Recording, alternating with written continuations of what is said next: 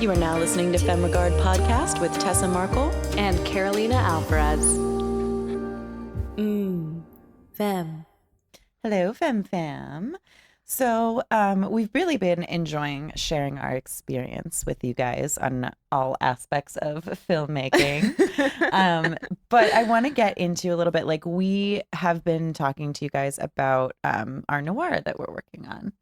And I want to get into, like, kind of the, I don't know, challenges, I guess, that we've had, like, bringing the female perspective to the noir world, right? Like, Carolina and I went out for drinks last night, and we met a gentleman who was very entertaining to talk to. But we were talking about that, and I remember saying, like, you know, it's tough to, like, do, like, noir specifically is such, like, a classic formula, right? You know, so, like, generally it's, you know, the male detectives and the, like, female, you know, femme fatales, yeah, you know, that are just so in distress, and, you know, evil. like, it's either evil woman or, like, oh, damsel in distress, I need your help, detective, you know, like, exactly. and so, like, how do you change that up and tell things from the female perspective for the female audience? I mean, like, you know, obviously we want men to like it too, but, like, that's what our whole market is with Femme Regard. Yeah. And that was something else that I was talking to, which women out there might like too. So. Exactly. Like, that's something else I was saying to that guy. I was like, you know, a lot of times people think, like, male perspective just means, like, over sexualized versus female perspective, but like, women like sex too. We like it too. So, like, it doesn't mean, like, there can't be sexiness in it. It doesn't mean the people aren't still going to be gorgeous, but it just, it's the strength from within that you play on, I think is what I'm discovering. Yeah. As far as, like, there is power when the woman is, like, not overtly sexualized, but she uses her sexuality to get something. That is a powerful play. Yeah. And like, but it doesn't have to always be evil. Like, you could, I mean, that is kind of a form of manipulation, but okay, that is someone's strength. Yeah. But, or maybe to make it not all about, like, oh, we're using sex and sexuality for power. It's just, there's just someone who is smart. How about that? How about the woman is actually smart and she just happens to be sexy, you know, at the same time. What is that? Totally. And it's like, it's subtle things that you maybe don't even pay attention to. You know what I mean? Like, those little nuances of, like, okay, yeah, this woman is totally sexy, but maybe with a male writer director, you're going to have her, like, that's all she is the sexiness, versus a female writer director, like you said, she's smart and just happens to be sexy. You know, it's just so interesting to me, like, that whole, sometimes you can just tell when stuff is directed by men, right? Like, exactly. And sometimes you would never know. Yeah, absolutely. One way or the other. Yeah. So it's just really, like, it's been interesting to create this whole noir world from the female perspective specifically. Yeah. I feel like just not even focusing, just because I am a woman, I feel like I don't have to focus too much on, like, am I showing the feminine, like, perspective? Yeah, it kind of so comes much? naturally. I mean, exactly. And so then I'm just trying to find the truths and, like, take, of course, my own, like, truth into it, because that is an experience that, you know, female experience, and that's something, it's like, you know, that would be harder for a man to kind of relay, because they didn't go through that, Right. So it's funny. I mean, I feel so one of my favorite directors is Jean-Luc Godard, and, like, I feel like he does really like to focus. I mean, there's a lot of his films can, you know,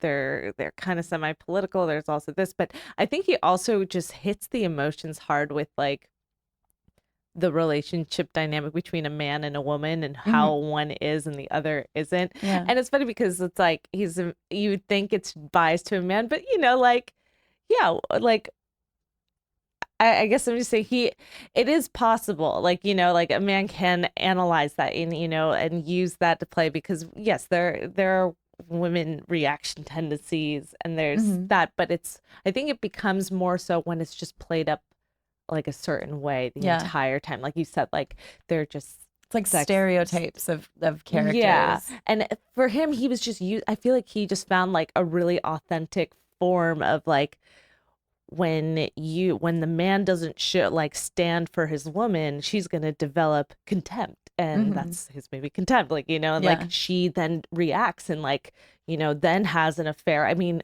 that happens in life when a man's like doesn't show like, I want you, boo, and like, well, yeah, you kind of feel like, hey, I'm here. Like, why aren't you fighting for me? Why aren't you like there for me? And like, I'm going on this little tangent there, but I just love that. Yeah, he like found a beautiful way to show these different relationship dynamics. Yeah, and so that's just, I feel like, just finding that kind of authentic voice and truth to the characters is where I'm trying to like look for, and then I guess like it'll come kind of naturally because I've had these woman experiences in life. I think too, like something that's really important, especially for the writer, is like creating fully fleshed out characters, because then they're not going to feel like that stereotype of a sexy woman, that stereotype of a, sporty man, whatever it is. Like I was working on a short with the writer had kind of brought me in to get the female perspective, even though he had written it, he wanted, the female perspective on it. It had to do with like, this guy that's going on these dates and they're all failing. And each of the women that he goes on a date with, it's a really quick scene. Like you don't really get to know the character that much. It's just a short conversation. But he was like, I want to make sure these characters aren't just stereotypes. Like the one was like a little more of like the sexy kind of like Samantha of Sex and the City. But like, yeah, it didn't want to just be a character type, and so I think that's such an important thing, is to really flesh out the characters, because that brings so much more truth to it, and it then allows that female perspective or male perspective, whichever way you're coming from, to show through and make it feel real, not like you're forcing it.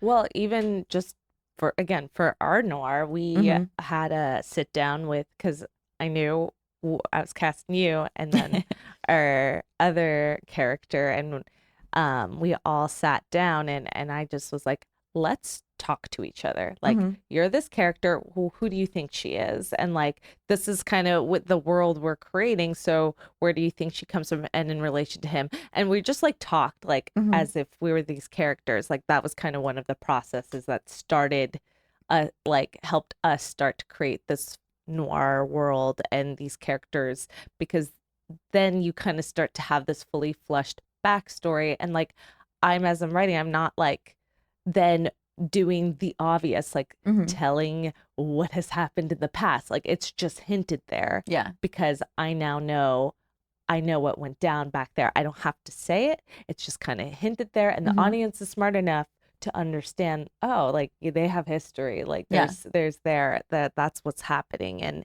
the more you do that, the better your writing will be, because you're not then trying to feel like, I have to explain this. Show don't tell. Like the audience loves to figure things out on their own and make those connections. Right, exactly. So I mean, things have kind of tweaked in my head from that conversation, but just doing that from the start, I think, is super important. Yeah.